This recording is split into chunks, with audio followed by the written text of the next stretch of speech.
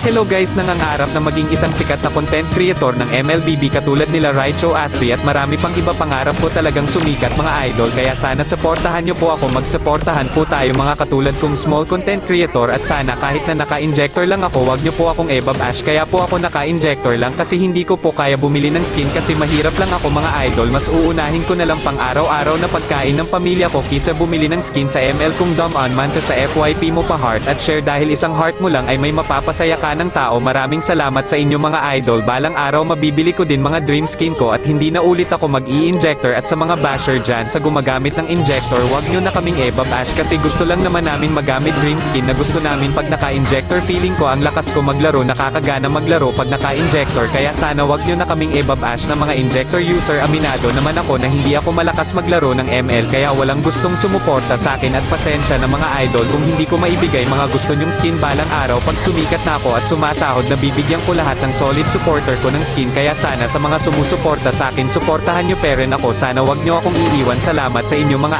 idol. Hello guys, nangangarap na maging isang sikat na content creator ng MLBB katulad nila